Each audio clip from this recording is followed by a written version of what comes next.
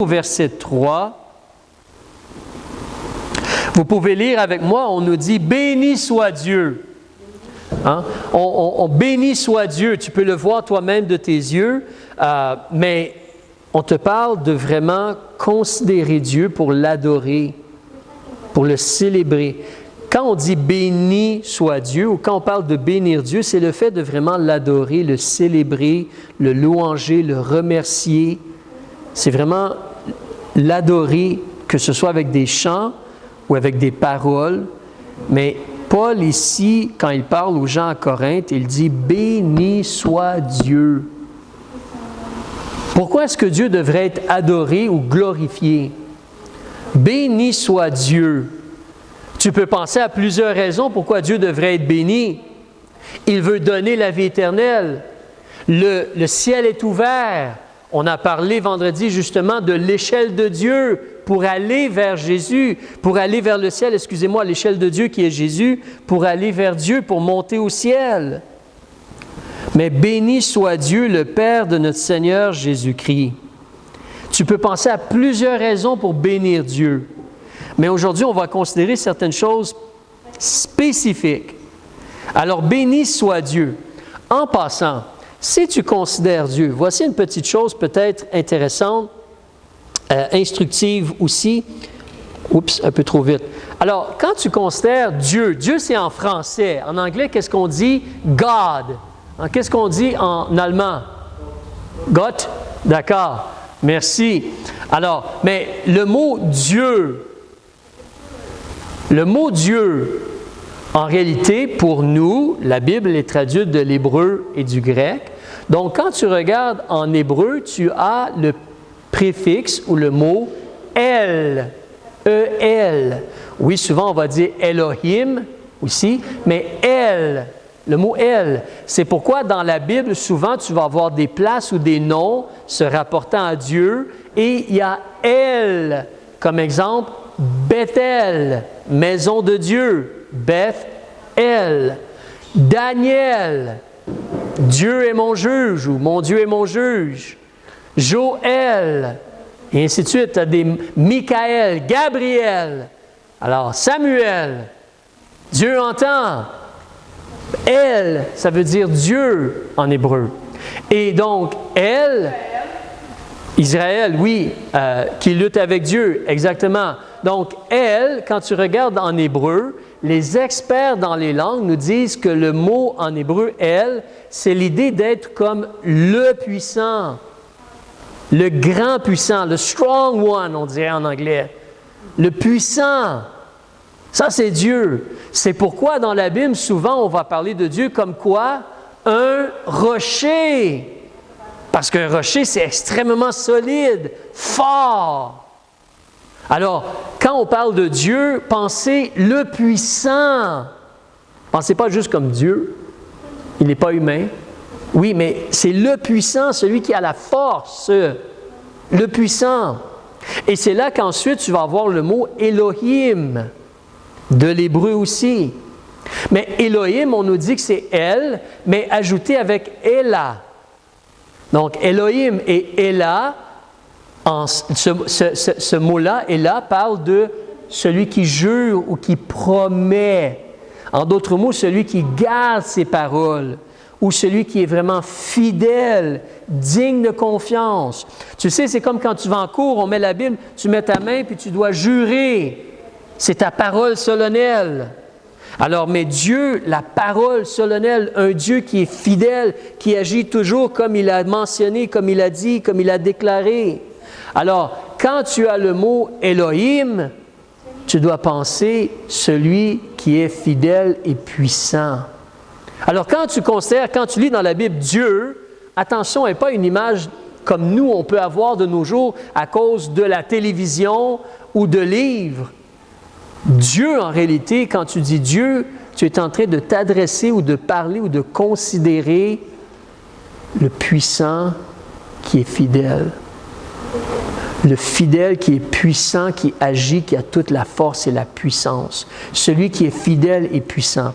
C'est vrai aussi qu'en réalité, Elohim, en hébreu, im, c'est le pluriel. En français, on ajoute un S quand c'est pluriel, les garçons S, les filles S.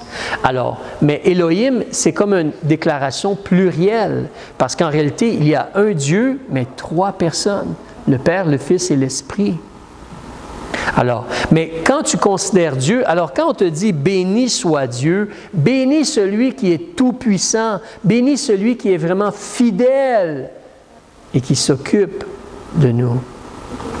Alors, moi, je reviens à l'endroit, j'ai bougé mes pages, mais verset 3, « Béni soit Dieu, le Père de notre Seigneur Jésus-Christ. » Nous savons que Jésus a toujours existé, mais le Père, Dieu, le Fils, Jésus-Christ. Jésus n'a jamais eu de début. Le Père n'est pas Père de Jésus parce qu'il a donné naissance à Jésus. Il est le Père. Il est le souverain. Jésus est soumis au Père, mais Jésus est tout-puissant. Il est le Seigneur des Seigneurs. Béni soit Dieu, le Père de notre Seigneur Jésus-Christ, mais Dieu, il est aussi le Père des miséricordes. La miséricorde, avoir à cœur la misère des gens, avoir de la compassion, voir la situation des gens et vouloir agir. Il est puissant, il est capable d'agir. Il est puissant. Mais Dieu, c'est le Père des miséricordes. La miséricorde, elle sort de Dieu. La miséricorde vient de Dieu. Dieu était là avant toute chose, mais Dieu, c'est le Père ou le Père des miséricordes. Le Père des miséricordes, c'est aussi le Dieu de toute consolation. Donc, c'est le fort et fidèle de toute consolation. Ça, c'est une phrase incroyable. Pensez à cela maintenant. Toi, tu connais quelqu'un qui est fort et puissant et qui est 100% fidèle. Aucun être humain est comme cela. Mais toi, tu connais, toi, tu peux connaître. La Bible nous présente le fidèle et le puissant. Et en plus, c'est de lui que vient toute la miséricorde. Je disais à quelqu'un dernièrement que mon plus jeune a 10 ans. À 10 ans, on connaît beaucoup de choses. On a appris beaucoup de choses. On a peut-être eu besoin d'un peu de miséricorde. Peut-être à bicyclette, on a tombé, puis on s'est frappé le genou, puis on a besoin d'un câlin de maman. On continue dans la vie, puis on a d'autres événements dans notre vie. Et vous avez remarqué, est-ce que dans la vie, on a besoin de miséricorde? Est-ce qu'on a besoin de la compassion? Est-ce qu'on a besoin de l'aide des gens ou du soutien des gens? Est-ce qu'on est dans des situations où c'est au-delà de nous? Mais nous, on connaît celui qui est fidèle et puissant, celui qui est le Père des miséricordes. De lui vient la miséricorde. Est-ce qu'on a besoin de consolation? On pourrait utiliser le Père, le Fils et le Saint-Esprit. Oui, je le disais tantôt. Mais on a besoin de consolation aussi dans notre vie. De toute consolation. De toute consolation. Lorsqu'on parle de Dieu, oui, on peut considérer le Père, le Fils et l'Esprit. Mais ici, on parle de Dieu, le Père de Jésus-Christ, le Père des miséricordes, le Dieu de toute consolation. Jésus est impliqué dans la consolation aussi. L'Esprit de Dieu est impliqué dans la consolation. Vous savez, une autre façon, un autre mot, quand on parle du Saint-Esprit, dans l'Évangile de Jean, comment est-ce que Jésus a appelé le Saint-Esprit? Le consolateur, avec un C majuscule parce que c'est une personne. Donc oui, c'est le Père, le Fils et l'Esprit qui sont impliqués. Mais considérez, tu peux connaître ce personnage-là, ces personnages-là, ou tu les connais déjà si tu es né de nouveau. Mais réalise pourquoi tu devrais continuellement bénir ton Dieu. Parce que c'est le Père des miséricordes. Tu peux avoir toute la miséricorde que tu as de besoin, toute la compassion et le soutien, toute la consolation. Dieu est le Dieu de toute consolation. Le Dieu de toute consolation. Pense à cela. Réfléchis, considère la portée de cette phrase-là. Ce n'est pas le Dieu de 5% de la consolation, ni 50% de la consolation, ni 85% de la consolation, ou 99% de la consolation. C'est le Dieu de toute consolation. Donc, si tu veux la consolation, qu'est-ce que le monde fait? Je veux de la consolation, je vais au magasin, j'achète une bière pour me consoler. Je veux de la consolation, je vais chez Tim Hortons chercher un café pour me consoler. Je veux de la consolation, je vais au magasin acheter une barre de chocolat pour me consoler. Je veux avoir de la consolation, je m'en vais sur la montagne parce que sur la montagne, je vois le paysage, c'est agréable. Je veux de la consolation. Moi, je veux décoration, je veux un char. Oui, s'il vous plaît. S'il vous plaît. Mais donc, en réalité, on peut faire plein de choses pour avoir de la consolation. Appeler quelqu'un, partager avec quelqu'un les épreuves qu'on a, et quelqu'un qui nous dit « je vais prier avec toi », c'est de la consolation. Donc, ce que je viens de dire, je ne le dis pas pour me moquer. On cherche la consolation. Mais ce qui est important à comprendre, où se trouve toute la consolation? Où est-ce qu'elle se trouve? Elle se trouve avec Dieu. Toute consolation se trouve avec Dieu. Alors, si tu connais Dieu, la chose importante, c'est ton intimité avec Dieu. C'est ta relation avec Dieu. C'est de marcher avec Dieu. En Colossiens, on te dit, comme tu as reçu Jésus, marche avec Jésus. Mais c'est le Dieu de toute consolation. Si tu ne connais pas encore Dieu, dans ce cas-là, tu dois faire attention et choisir de vouloir recevoir Jésus comme ton sauveur personnel. Mais Dieu, c'est le Dieu de toute consolation. On continue au verset 4. Dieu nous console dans toutes nos afflictions. Ça, c'est une phrase que l'Esprit de Dieu a dirigé M. Paul à écrire. C'est là qu'on a perdu un peu la chose, et on va le retrouver. Mais est-ce que tu crois vraiment que Dieu, il est fidèle? Est-ce que tu crois vraiment que Dieu va garder sa parole et sa promesse? Mais ici, Dieu te dit que Dieu te console dans 30% de tes afflictions. Les autres 70, too bad, tough luck, comme on dit. Non, ce n'est pas cela. Dieu nous dit qu'il veut te consoler dans toutes tes afflictions. Est-ce qu'on veut croire cela? Est-ce qu'on veut recevoir cela? Est-ce qu'on veut aller et demander cela? Est-ce qu'on veut aller et demander cela?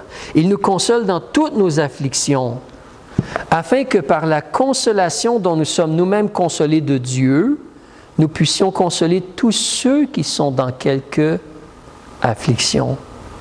Est-ce que Dieu peut utiliser un humain pour nous consoler? Oui. Est-ce que Dieu peut utiliser un verset dans la Bible pour nous consoler? Oui. Est-ce que Dieu peut utiliser une chanson pour nous consoler? Oui. Dieu peut utiliser différentes choses pour nous consoler. Mais c'est Dieu qui est le Dieu de toute consolation.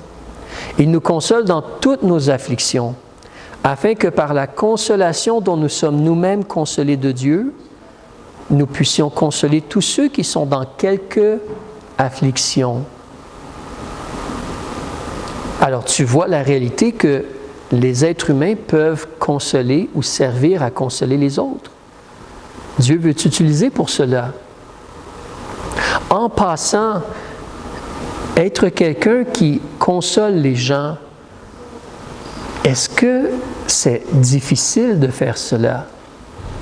Est-ce que c'est compliqué de faire cela? Évidemment, ça prend un cœur et des émotions. Ça prend des sentiments, ça prend l'aide de l'Esprit de Dieu. Évidemment, chaque être humain est différent. Donc, comment est-ce que moi je peux connaître le cœur de quelqu'un pour savoir comment je peux parler pour l'aider dans son épreuve?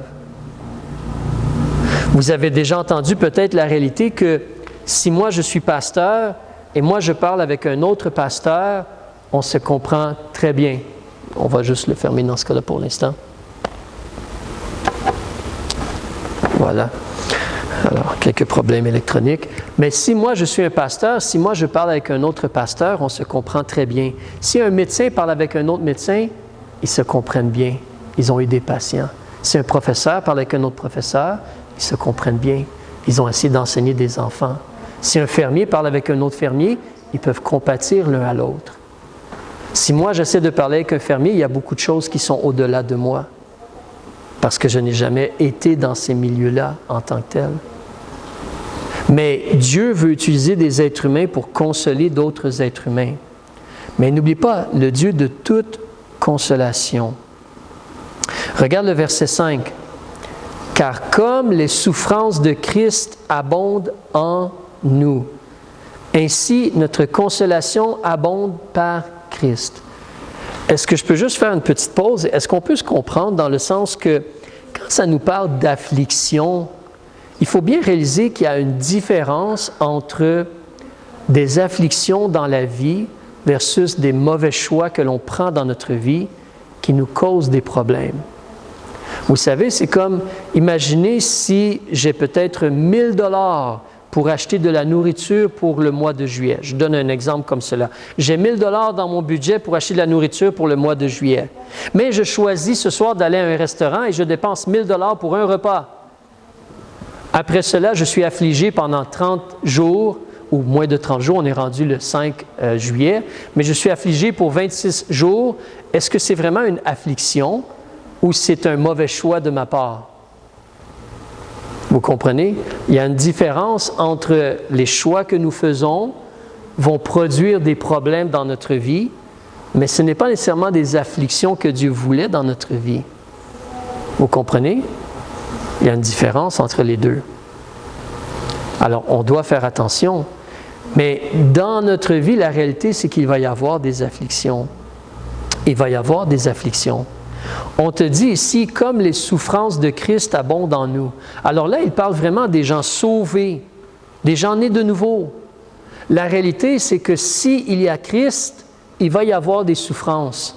Comme Jésus lui-même a souffert, tu vas avoir des souffrances si tu as Christ. Il faut l'accepter. Et il faut se rappeler l'autre partie du verset.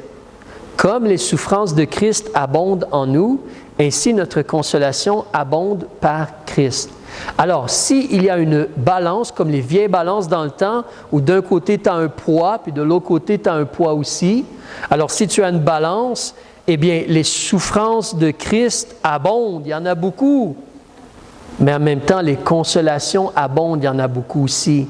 Et donc, qu'est-ce qui arrive? C'est fonctionnel. C'est fonctionnel. Les souffrances de Christ abondent en nous. Oui. Oui. Mais notre consolation abonde en Christ. Garde cela en tête parce qu'à la fin, je vais te poser une question importante. Les consolations abondent par Christ. Ça veut dire que ce n'est pas quand, comme tu sais, ici en campagne, dans certains endroits, l'Internet, ça va très lentement, comme au compte-gouttes. Non, non, les consolations de Christ font quoi? Abondent en Christ. Abondent en Christ. C'est la promesse de Jésus. Donc, si tu es très affligé, si moi j'ai une situation où il y a beaucoup de fardeaux, de problèmes qui viennent sur moi, qu'est-ce que Jésus m'enseigne? Demande la consolation. Demande la grâce. Et reçois-la. C'est ce que Jésus dit. Demande la consolation, demande la grâce. Tu te rappelles l'histoire de Marie et de Marthe? Marthe était occupée à tous les soins du ménage, puis elle commençait à stresser. Puis qu'est-ce qu'elle a fait? « Ah, Jésus, dis à Marie qu'elle vienne m'aider, là! » Et qu'est-ce que Jésus a dit? « Marthe, Marthe, tu t'inquiètes pour beaucoup de choses. » Mais Marie a choisi la bonne chose, la parole de Dieu, la bonne part, je crois elle dit, la parole de Dieu. Ça ne lui sera pas enlevé. Des fois, il faut juste s'arrêter puis revenir ou regarder, relire, méditer, considérer, recevoir pleinement la vérité de la parole de Dieu pour qu'elle éclaire notre âme et nous soulage du moment réel que l'on vit. Mais les souffrances de Christ abondent, mais aussi les consolations. Verset 6. « Et soit que nous soyons affligés, c'est pour votre consolation. Et votre salut qui s'opère dans la patience, avec laquelle vous endurez les mêmes maux que nous souffrons aussi. Soit que nous soyons consolés, c'est pour votre consolation et votre salut. » C'est un long verset, on va le découper en 3 morceaux. Premièrement, la réalité, c'est qu'il y a des afflictions ou des consolations. Il dit, soit que nous soyons affligés, donc si présentement dans ta vie tu es affligé, il y a une raison. Soit que nous soyons consolés, à la fin du verset, aussi, point virgule, soit que nous soyons consolés. Alors, dans la vie d'un enfant de Dieu, il y a un temps d'affliction, il y a un temps de consolation. C'est réel. C'est ce qu'on nous dit. Soit que tu es affligé, soit que tu es consolé. Évidemment, c'est pour ça que tu veux être intelligent et prudent et suivre Dieu et marcher à l'intérieur des vérités de Dieu. Comme ça, tu ne te causes pas plus d'affliction que tu n'as pas vraiment besoin. N'est-ce pas? Parce que Dieu va permettre des afflictions dans ta vie. Mais tu n'as pas besoin des autres afflictions. Celles que Dieu va permettre sont suffisantes. Amen. Elles sont suffisantes, celles que Dieu va permettre. Tu n'en as pas besoin de plus. Donc, fais attention comment tu vis. Je sais, c'est plus facile de le dire que de le faire. J'ai 54 ans. Ça fait une trentaine d'années que j'essaie de vivre pour le Seigneur. Je me suis causé souvent des afflictions dans ma vie à cause de mes mauvais choix. Je suis très transparent et honnête devant vous. J'ai eu beaucoup de problèmes dans ma vie parce que j'ai fait de mauvais choix. Et donc, mais soyons sages. Alors, soit qu'il y a des afflictions, soit qu'il y a des consolations. Ensuite, tu veux considérer une autre chose, Dieu veut délivrer. Dieu veut délivrer. Amen. Le désir de Dieu, c'est de délivrer. L'autre mot dans la Bible, salut. Dieu veut sauver. Sauver a deux réalités pour un chrétien et pour les gens du monde. Dieu te sauve éternellement, il te sauve du feu éternel, il te sauve de la seconde mort, il te donne la vie éternelle. Ça, c'est le salut éternel, le salut de l'âme. Mais Dieu te délivre dans la vie de tous les jours, il te délivre des problèmes, des épreuves, des difficultés, des afflictions, des obstacles. Dieu te délivre. Dieu est un Dieu de délivrance. Il est tout-puissant. Il est capable de délivrer. J'ai dit à certains gens, d'autres ne l'ont pas entendu peut-être, mais depuis quelque temps, je priais à Dieu, je demandais à Dieu, il y avait des situations, des besoins, et je priais à Dieu, je demandais à Dieu depuis un certain temps. Puis, dimanche passé, après la journée, j'étais chez moi, j'étais au lit, je ne m'endormais pas tout de suite. Et je me suis mis à prier. J'ai prié pour des gens, j'ai prié pour des choses. Puis j'ai dit, oui, c'est vrai, je devrais prier aussi pour ces besoins-là, les besoins financiers. Donc, j'ai demandé au Seigneur, Seigneur, j'ai besoin d'aide financière, tu sais qu'est-ce qu'il y en a, qu'est-ce qu'il y en a. Un ajout d'argent serait bien apprécié. J'ai demandé au Seigneur, j'en ai parlé avec le Seigneur. Et cette fois-là, il a décidé de répondre rapidement. Le lendemain, ma fille est allée chercher le courrier. Dans le courrier, il y avait une enveloppe, et dans l'enveloppe, il y avait un chèque de 2000 $ pour moi et mes ministères. Dieu a pourvu. Dieu a pourvu. Parce qu'il est le puissant. Il est le puissant. C'est pour vous aussi, cela. Ce n'est pas juste moi, là. Mais il est le puissant. Donc, Dieu veut délivrer. Mais comment Dieu délivre? Si tu relis le verset, soit que nous soyons affligés, c'est pour votre consolation, et votre salut, votre délivrance. Comment Dieu délivre? Ça s'opère dans la patience avec laquelle vous endurez les mêmes maux que nous souffrons. C'est comme ça que Dieu va te délivrer. Dans la patience. Tu vas endurer les mêmes maux. Oui, tu dois endurer les mêmes maux. Tu n'es pas sauvé parce que tu travailles. Tu es sauvé parce que tu espères en Jésus. Mais il va y avoir des maux MAUX. Il va y avoir des épreuves. Ta foi va être testée. C'est la réalité. Depuis le début, la foi est testée. Adam et Ève ont été testés. Ça s'opère dans la patience avec laquelle tu endures les mêmes maux que nous souffrons. Paul n'est pas différent de nous. Mais la délivrance s'opère dans la patience. C'est quoi la patience? La patience, c'est quand tu supportes tous les problèmes et les fardeaux et les difficultés et tu continues d'avancer. Tu continues d'avancer dans le bon chemin, dans la vérité. Tu continues à marcher avec le Seigneur dans la vérité.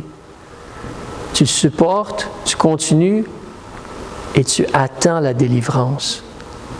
Tu attends d'arriver au bout du chemin. Au bout du chemin, à la délivrance. Alors, il y a des afflictions, il y a des consolations. Dieu délivre dans la patience. Et garde en tête que Dieu est le Dieu de la consolation. On l'a déjà vu, hein? Verset 3, c'est le Dieu de toute consolation. Verset 4, il nous console dans toutes nos afflictions. Et là, il nous dit au verset 6, Dieu, donc, soit qu'on est affligé, c'est pour notre consolation. Si on est affligé, c'est pour la consolation des autres.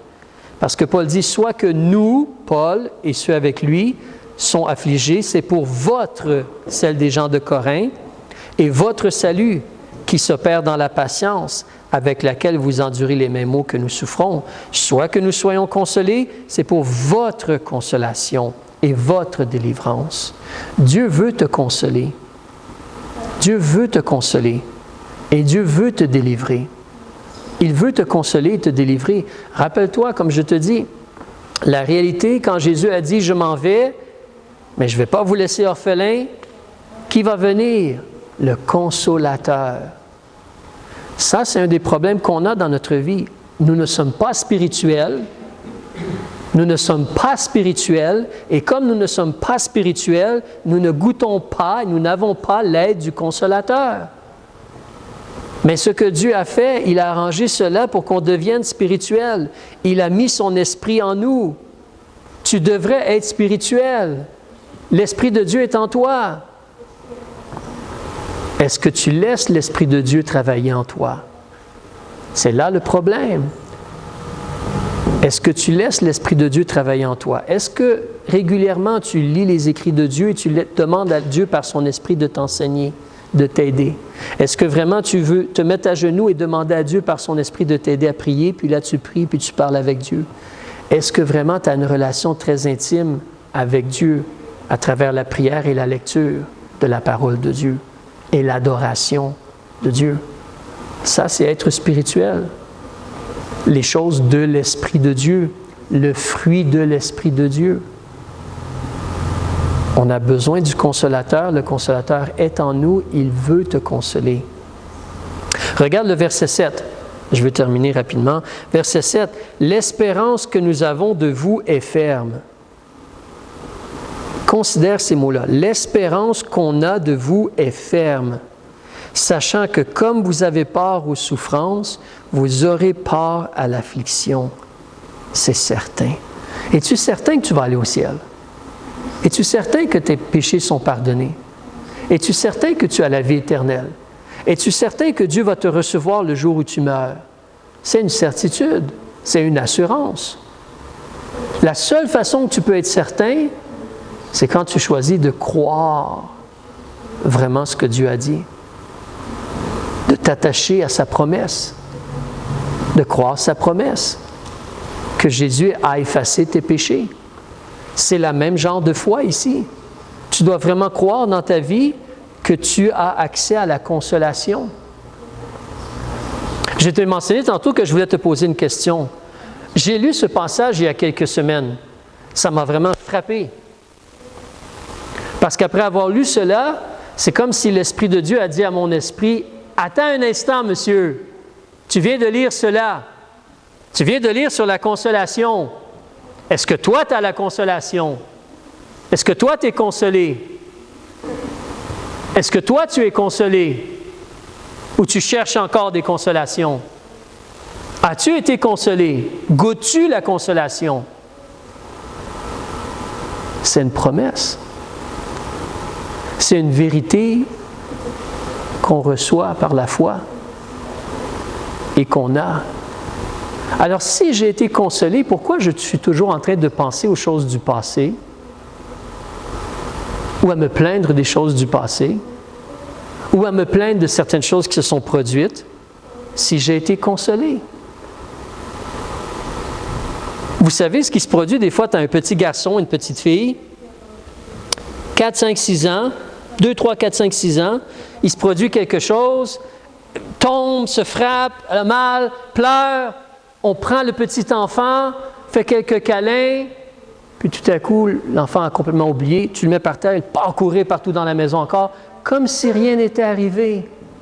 Vous avez déjà vu cela, n'est-ce pas? Vous avez eu des plus petits frères, vous avez déjà vu cela. Vous êtes les plus jeunes, mais les plus vieux ont vu cela avec les autres. Alors, sinon, les enfants de Jordan, tu as peut-être vu cela, tes petits-enfants à toi. Hein? Ils pleurent pour quelques secondes, tu le consoles un peu, foum, comme si rien n'était arrivé. Il va foncer dans un mur encore, c'est pas grave.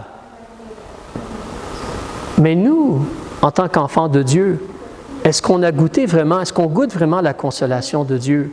Si Dieu nous a consolés, pourquoi on est encore arrêté à cet endroit-là où on se plaint de ce qui se produit dans notre vie? Vous comprenez ce que je veux dire? C'est une consolation que Dieu nous offre. Cette consolation-là, elle remplit le mandat. Elle accomplit le travail. Elle nous console vraiment. Et si Dieu nous console vraiment, nous sommes vraiment consolés dans ce cas-là. Vous comprenez? Réfléchissez un peu sur ceci. C'est profond. Mais dans les versets que l'on vient de lire, l'offre, elle est là. C'est le Dieu de toute consolation.